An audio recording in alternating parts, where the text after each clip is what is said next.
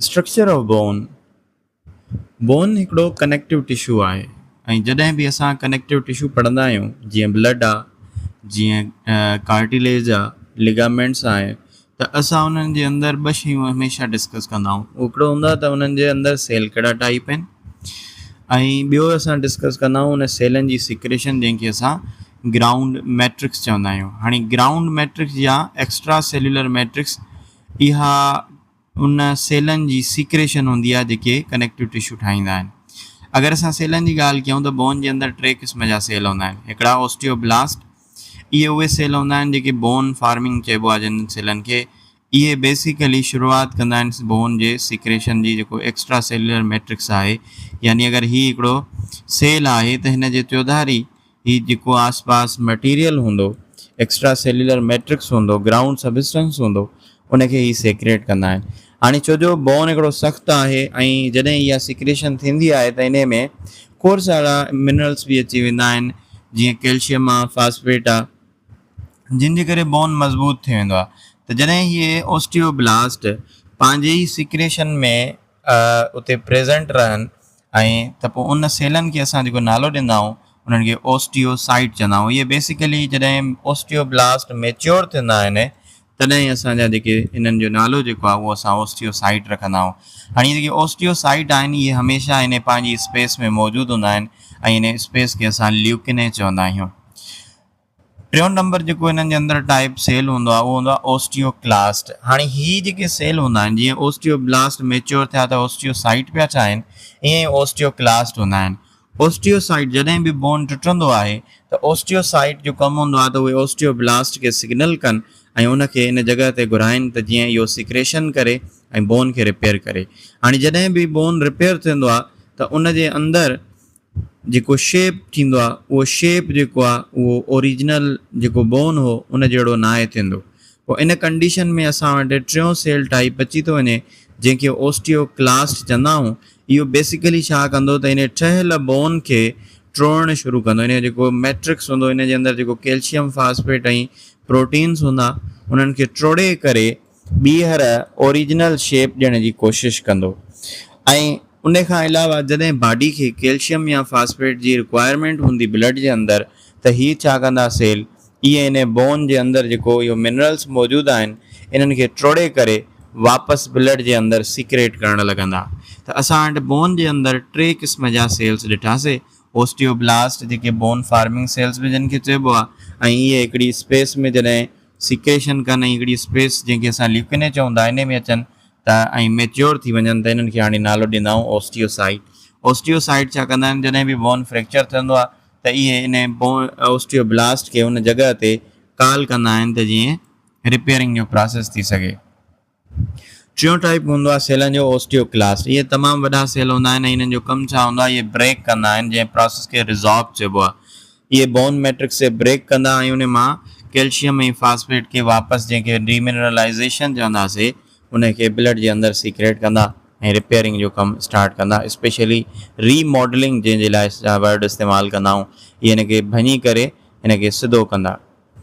उन खां पोइ हिन ओस्टियोब्लास्ट जो जेका सीक्रेशन हूंदी आहे जंहिंखे असां ग्राउंड मैट्रिक्स चवंदा आहियूं, इनखे ॿिनि हिसनि में विराए सघूं था, हिकिड़ो ऑर्गेनिक ॿियो इनऑर्गेनिक।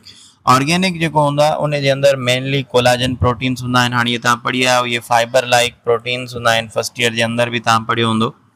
ऐं इहे जेको आहे सो टिश्यू कनेक्टिव टिश्यू खे सपोर्ट प्रोवाइड कंदा आहिनि, स्ट्रक्चरल जेका उन्हनि जी सपोर्ट आहे। ऐं उन खां पोइ अगरि इनऑर्गेनिक जी ॻाल्हि कयूं त बोन जे अंदरि 10 to 20% वाटर हूंदो आहे, बाक़ी जेको हूंदो आहे उहे हाइड्रोक्सी एपिटाइट हूंदा आहिनि। बेसिकली इहे कैल्शियम ऐं फास्फेट जा क्रिस्टल्स हूंदा आहिनि जेके बोन खे मज़बूती ॾींदा आहिनि।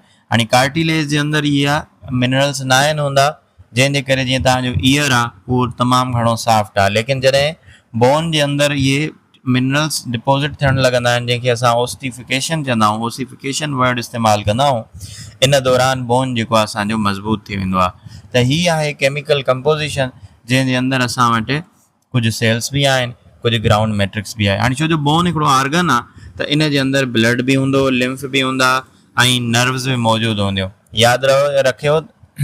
यादि रखो त कार्टिलेज जे अंदरि उहे अवेस्क्यूलर हुयूं, उन्हनि जे अंदरि ही शयूं मौजूदु न हुयूं, न वरी उन्हनि जे अंदरि इनऑर्गेनिक सब्सटेंस मौजूदु आहे। उन्हनि जे अंदरि पंहिंजो कॉन्ड्रियोसाइट्स मौजूदु हुया, कॉन्ड्रियोब्लास्ट मौजूदु हुया, ऐं उन्हनि जे अंदरि ऑर्गेनिक असांजो कोलाजन मौजूदु हुयो। ऐं जेको वाटर हुयो इनऑर्गेनिक जे अंदरि उन्हनि वटि 80% ताईं वाटर मौजूदु हुयो। हाणे असां जेका स्ट्रक्चर ॾिसंदासीं उहा ॾिसंदासीं लॉन्ग बोन्स जी। लॉन्ग बोन जे अंदरि 3 रीजन्स ईंदा आहिनि। नंबर 1 असां वटि जेके टर्मिनल पोर्शन हूंदो आहे उनखे एपीफाइसिस चवंदा आहियूं। हीअ जेको स्टार्टिंग या एंड वारो जेको रीजन हूंदो आहे इन खे चवंदा आहियूं जेको अक्सर जॉइंट बि ठाहींदो आहे। हाणे इहो जेको सेकेंड जेको हिन जो सेक्शन आहे उहो डायाफाइसिस आहे ऐं जंहिंखे असां शाफ्ट बि चवंदा आहियूं। ऐं इन शाफ्ट ऐं एपीफाइसिस जी जेका हिकिड़ी न नेक रीजन आहे हीअ, इन खे असां मेटाफाइसिस चवंदा आहियूं। त हीअ जेका आहे हीअ असांजी मेटाफाइसिस रीजन आहे। इहा बि एपीफाइसिस वांगुरु एपीफाइसिस ऐं डायाफाइसिस जे विच ते मौजूदु हूंदी आहे। त इहे 3 लॉन्ग बोन जा रीजन्स हूंदा आहिनि। हाणे अगरि असां बोन जी अगरि टिशू जी ॻाल्हि कयूं त बोन 2 क़िस्म जो हूंदो आहे।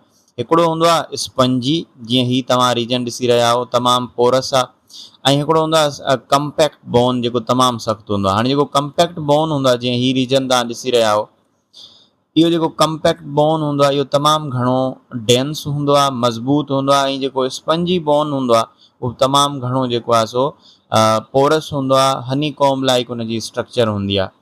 एपीफाइसिस जे अंदरि मोस्टली तव्हांखे इहो स्पंज बोन जेको आहे सो बोन नज़र ईंदो, जंहिंखे पंहिंजो जेको आहे सो कंसीलस बोन बि असां चवंदा आहियूं।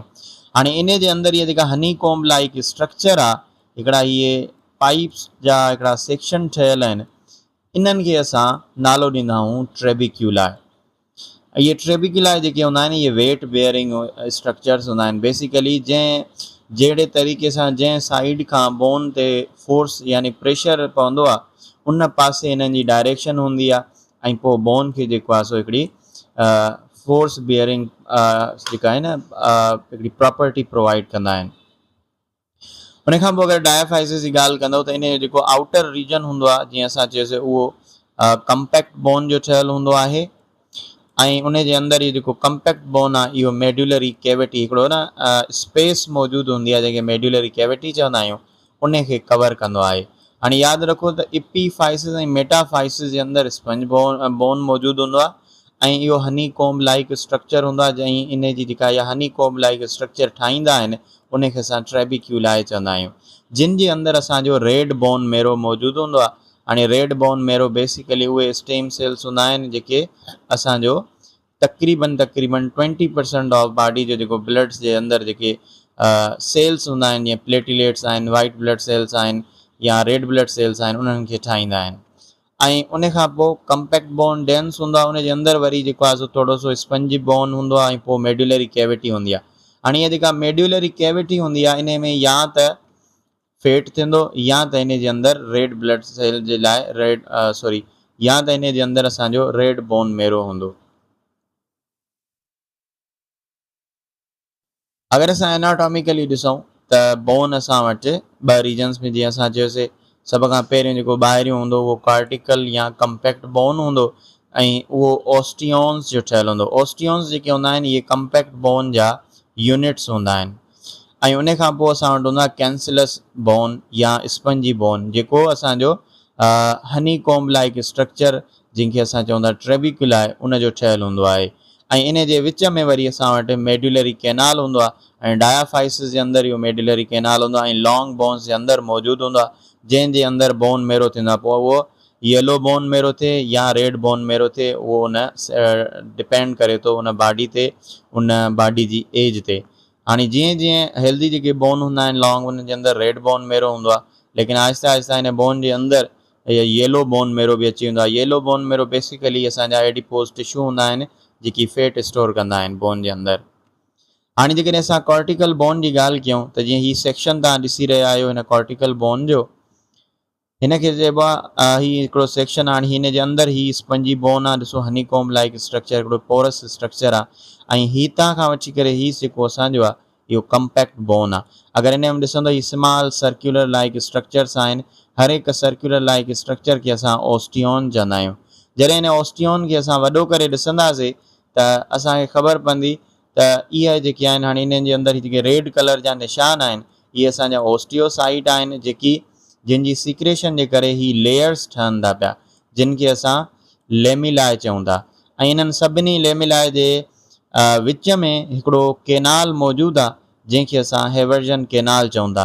हाणे इन केनाल जे अंदरि जेको आहे सो असांजा ब्लड वेज़ल्स ऐं मौजूदु हूंदा आहिनि, नर्व्स मौजूदु हूंदियूं आहिनि, स्पेशली ब्लड वेज़ल्स मौजूदु हूंदियूं आहिनि जेके डायरेक्टली न्यूट्रिएंट सप्लाई कंदियूं आहिनि इन्हनि सेलनि खे।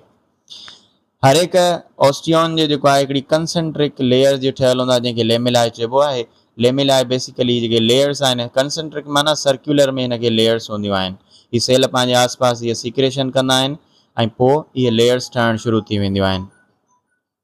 एट द सेंटर अगर ॻाल्हि कयूं त हेवर्जन केनाल हूंदो आहे जंहिंजे अंदरि ब्लड वेज़ल्स ऐं नर्व्स मौजूदु हूंदियूं आहिनि। इहा आहे एनाटॉमी असांजे बोन टिश्यू जी ऐं जंहिंजे अंदरि असांजा ॿ टाइप जा बोन हुया, हिकिड़ो असांजो स्पंजी बोन ऐं ॿियो असांजो कम्पैक्ट बोन। हाणे हिकिड़ी ॿी स्ट्रक्चर ॾिसंदो त हिते ई एपिफिशियल प्लेट्स मौजूदु आहिनि जिन खे असां एपिफिशियल ग्रोथ प्लेट भी चवंदा आहियूं। जॾहिं इहे बोन तव्हांजा नंढा हूंदा हो, एडल्ट चिल्ड्रन हूंदा आहिनि या एडल्सन एज में हूंदा हो, ग्रोथ स्टेज में हूंदा हो, त हीअ जेका एपिफिशियल प्लेट आहे या पंहिंजो ग्रोथ प्लेट आहे जेका हिकिड़ी कार्टिलेज हूंदी आहे उहा धीरे धीरे ग्रो कंदी आहे ऐं उन खां पोइ उहो बोन में कन्वर्ट थींदो आहे ऐं बोन ग्रोथ कंदो आहे। जॾहिं तव्हांजो बोन ग्रोथ स्टॉप थी वेंदी आहे त हाणे इहा एपिफिशियल लाइन हिकिड़ो निशान ठही वेंदो आहे जंहिंखे एपिफिशियल लाइन या कार्टिलेज लाइन चवंदा आहियूं, जेका असांजी मेटा फाइसिस जे अंदरि मौजूदु हूंदी आहे। इहा थोरी सी ॻाल्हि यादि रखिजो। त हीअ हुई असांजे बोन टिश्यू जी एनाटॉमी।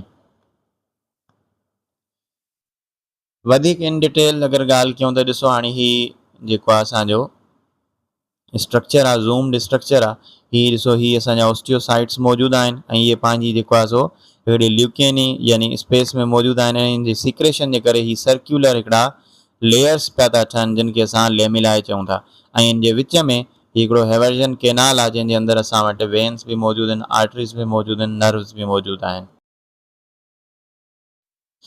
बोन जे कवरिंग जी ॻाल्हि कयूं त बोन जे अंदरि ॿ कवरिंग्स थींदियूं आहिनि। सभ खां पहिरियों असां वटि हूंदी आहे पेरी ओस्टियम ऐं ॿी हूंदी आहे असां वटि एंडो ओस्टियम।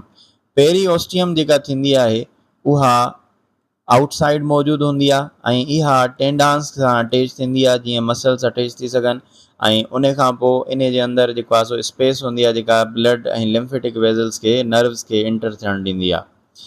अगरि असां ॿी लेयर जी ॻाल्हि कयूं त इहा असांजी एंडो ओस्टियम इन खे चवंदा आहियूं। इहा अंदरि तरफ़ मौजूदु हूंदी आहे ऐं इहा मेडुलर कैविटी खे कवर कंदी आहे ऐं उन खां पोइ असांजो जेको सॉफ्ट स्पंजी बोन आहे उन जूं जेके ट्रेबिकुलाई आहिनि उन्हनि खे बि इहा कवर कंदी आहे। ऐं उन खां पोइ इन जे अंदरि special type of stem cells ईंदा आहिनि जिनखे ओस्टियोजेनिक प्रोजेनेटर सेल्स चइबो आहे। इहे छा कंदा आहिनि, जॾहिं बोन टुटंदो आहे त इहे इन ओस्टियोब्लास्ट ऐं कॉन्ड्रियोब्लास्ट में कन्वर्ट थी वेंदा आहिनि ऐं बोन जी रिपेयरिंग स्टार्ट कंदा आहिनि। हाणे जेको तव्हां बोन फॉर्मेशन ॾिठी हूंदी या पढ़ंदो अॻिते हली त यादि रखिजो त बोन डायरेक्टली न ठहंदो आहे, पहिरियों उन में कार्टिलेज ठहंदी आहे ऐं कार्टिलेज ठाहिण वारा जेके सेल हूंदा आहिनि उन्हनि खे असां कॉन्ड्रियोब्लास्ट चवंदा आहियूं। ऐं पोइ इहे कॉन्ड्रियोब्लास्ट जे अंदरि वरी ओस्टियोब्लास्ट ईंदा जेके असांजी जेको आहे सो ओसिफिकेशन कराईंदा ऐं मिनरल्स खे डिपोज़िट कराईंदा, असांजा हाइड्रोक्सी एपिटाइट खे उते डिपोज़िट कराईंदा, क्रिस्टल्स डिपोज़िट कराईंदा ऐं बोन खे हार्ड करणु लॻंदा ऐं फाइनली पोइ असांजो कार्टिलेज मां बोन ठही वेंदो। इहो तव्हांजो बोन जी स्ट्रक्चर जंहिंजे अंदरि असां डिफरेंट जेको आहे सो स्टेजिस ते बोन खे स्टडी कयो। जीअं असां हुन जे अंदरि केमिकल कंपोज़िशन पढ़ीसीं, वरी बोन एज़ अ आर्गन खणी करे हुन जे अंदरि असां हुन जे रीजन्स खे स्टडी कयोसीं।